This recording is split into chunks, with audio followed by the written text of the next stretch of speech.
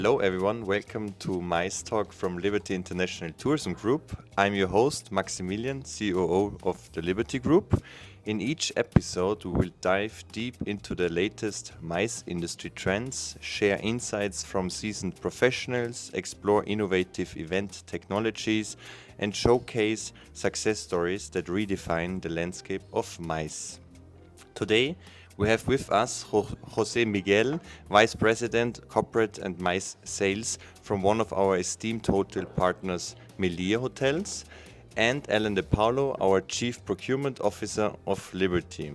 So welcome Jose and Alan to the MICE Talk. Thank you very much for your time. So today I'm the lucky one. Why? Because Alan will talk more than me finally. So I'm really looking forward to it because I can also still learn a lot. Yeah, when it's about procurement, hotel environments, the hotel industry. Thank you, Max. It's great to be here with Jose because it's not only a partner for Liberty. Jose is a long-standing friend. It's a long-term relationship. Exactly. Yeah. We know each other for quite a while. So I know you for quite a while, but tell us a little bit, how long have you been with Melia, and a little bit about Melia maybe before we dive into the questions. Well, thank you for Max and Alan for giving us this opportunity. I've been with Melia for a while now, in total 17 years already. Wow. So I have seen many phases of the company. No? The company is a keep on understanding, growing company. Still a family-owned business. It was created 65 years ago by our founder, Mr. Escarrer, who is sort of honorific president. Now we have his son, who is the president and CEO of the company. But as I was saying, it's still a family-owned. I mean, the company, the family owns 53% of the shares of the company. The other 47% is in the stock market option. So Melia has, as you may know, different brands.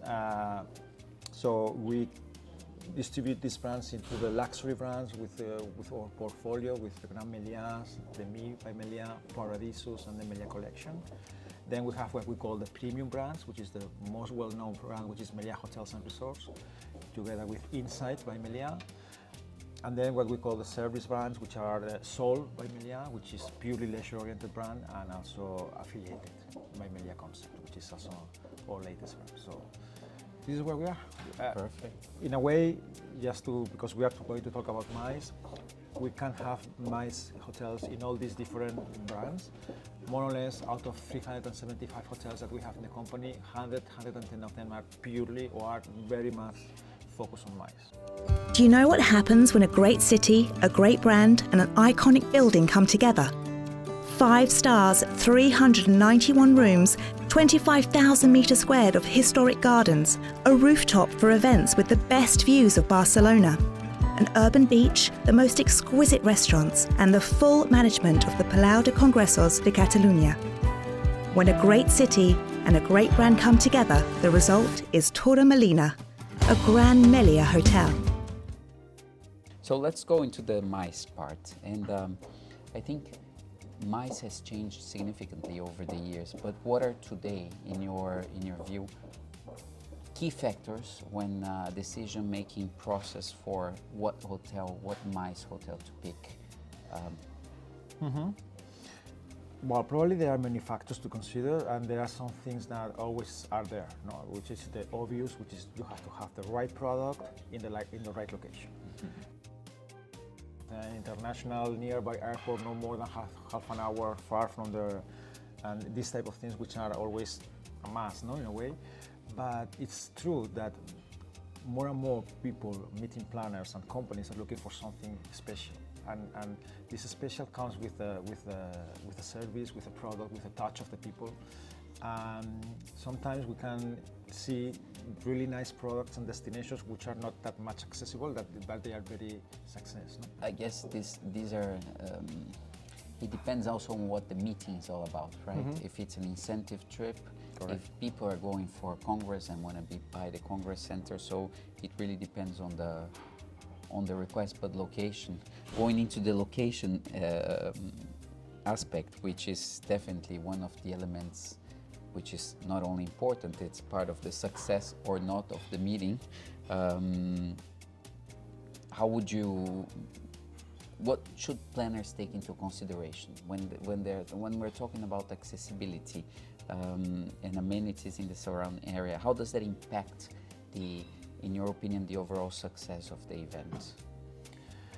I'm going to be back to the accessibility point, to the sustainability point, because this is, I have had this conversation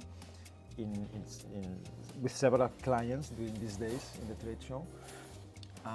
They are more and more concerned about the carbon footprint. So it's important that the distances between the origin of the client and where the meeting or the event or the incentive takes place is not that long, where there is a huge span in this carbon footprint, in the emission of CO2. So this is something that is considered more and more. Some companies are even considering the fact of creating a kind of budget that in terms of tons of CO2 that they can spend across the year. And once they have reached this limit, they are going to stop traveling. We have to make things easier for the customers. So a good accessibility is key.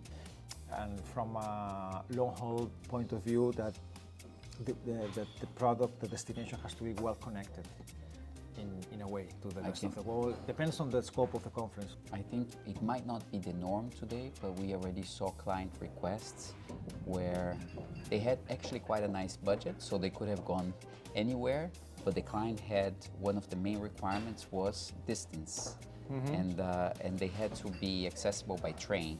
So that removes a lot of locations. Yeah, and in some European countries, this is, you can easily see it. In Germany, for instance, I think that most of the companies are trying to avoid, and in the Scandinavian countries as well, to avoid traveling by plane, and they rather take a train rather than taking a plane, things like that. And this is a reality. It's not that, and this is a reality that we can see on a daily basis in many cases. What about technology, Jose? How is that influencing decision making? Or I don't know if it is, but we are seeing a lot of technology evolutions. Is that something that comes into play for the hotel or as a request from the planners? It's true that it's more easier today to source for a venue than it was 10 years ago, for instance, because the technology allows us to go around the world without having to move. And you can do easily site inspections, and there is a fantastic tool where the meeting planner can see easily how the meeting room, how the room that they are booking is going to look like when they arrive to the place. So in a way, I would say that we could avoid even the site inspections. But then in the MICE segment, it's so important that human touch base, that at the end what they want to see is how is the service, how are the people, how, if they go into a hotel, if the people is smiling, things very basic, but at the end could make a difference. And actually, what's the feel of the meeting room once you get into the meeting room? How it smells, how is the surroundings of the area, because sometimes, obviously, we all put together the best images, the best videos that we can, but then you have to experience it, right? Of course. And that can make a difference in many cases. So technology helps us in this way, and this is when, again, when we are, or when the client is sourcing something, then when it comes on the on-site, when the event is happening, that we need to consider that there are more and more technology, more and more ways with all these apps that you can download, and then you can have easy conversations with the hotel, with the different departments of the hotel, and try to find a solution to any issue or any problem that may happen during the conference. But also during the meeting, the event, absolutely. And how is, from your perspective now, because you have, there are so many hotels out there, how is Melia positioning itself when it comes to MICE?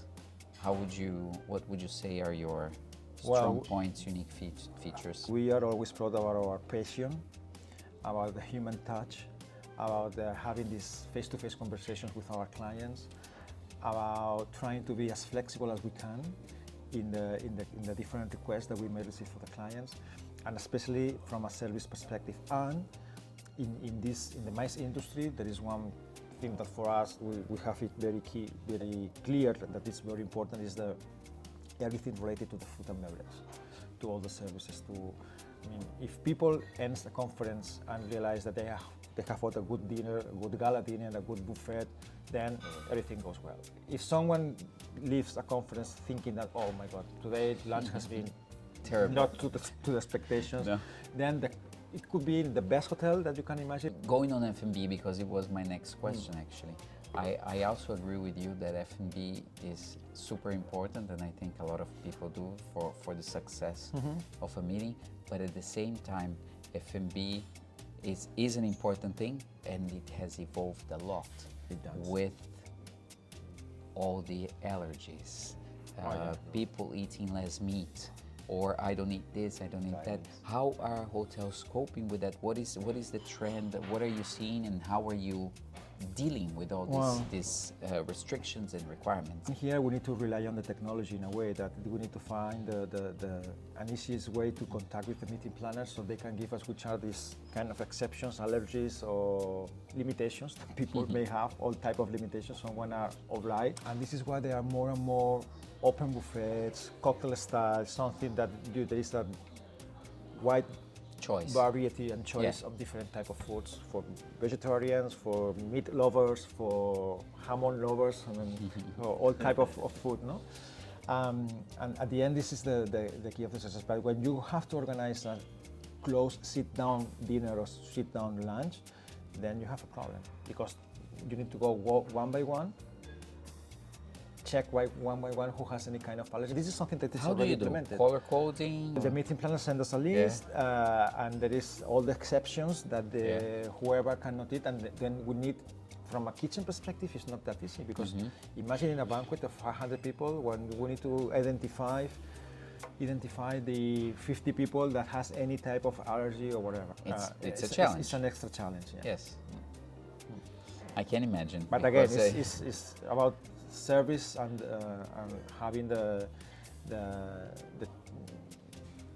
being willing to solve all these type of issues with the clients. No? So. I actually attended a gala, the sit-down gala dinner, not in a hotel but in a venue recently, and people were actually saying, "Oh, I'm the person who doesn't eat this, or I'm the person who doesn't eat that." So that's how they were managed. You touched upon this topic on the beginning of our chat.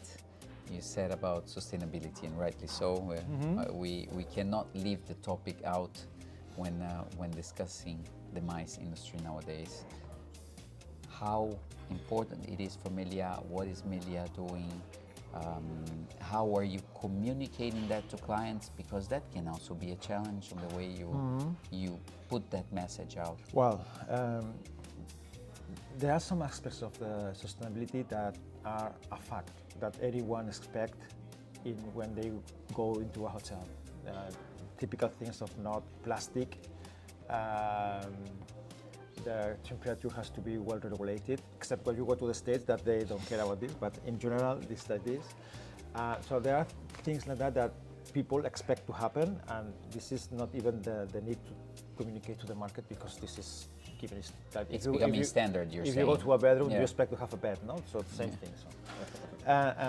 But it's true that Melia Hotels International was nominated #1 hotel chain company in the world in sustainability. The last edition we have been #2, but the #1 in Europe. So we care about that.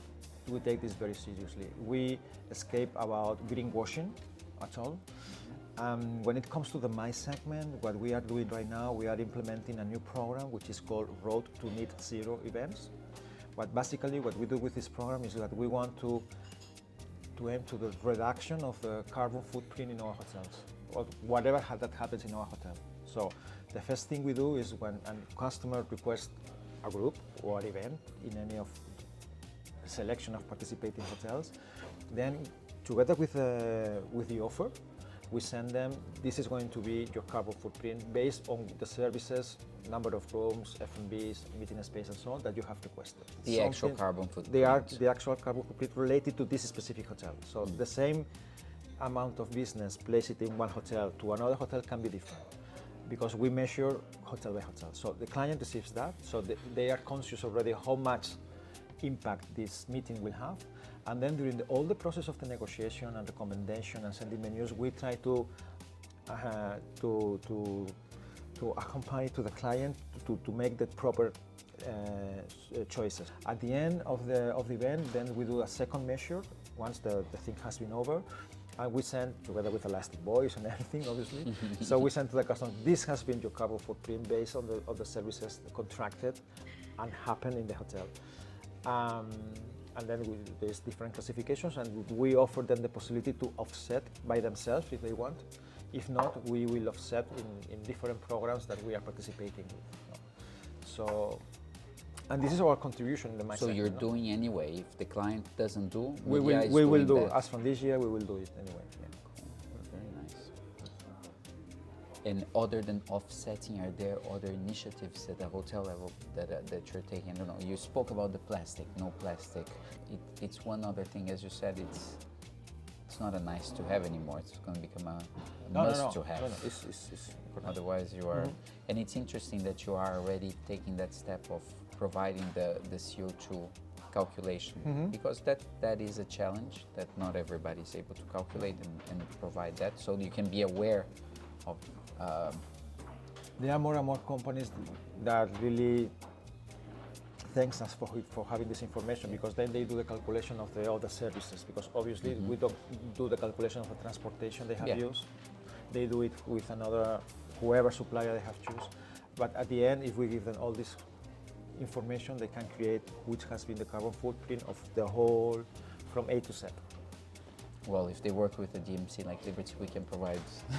Well, correct. You can provide the whole thing. Exactly, the whole thing, and other than the plane to get or whatever other means people get to the meeting. And to conclude our talk, maybe can you share an anecdote related to mice or any success stories that Melia recently had in the industry? Well, success stories probably reminds me that the most powerful hotel that we have incorporated in our portfolio this year, which is in Barcelona, the Torre Melina Gran Melia Hotel, which is connected to the Palau de Congressos de Catalunya, which is part of the same complex. This complex has been closed for 4 years since the pandemic for different reasons. Now, with a new ownership, with an investment of more than 40 million euros, we have been able to reopen it as from January this year.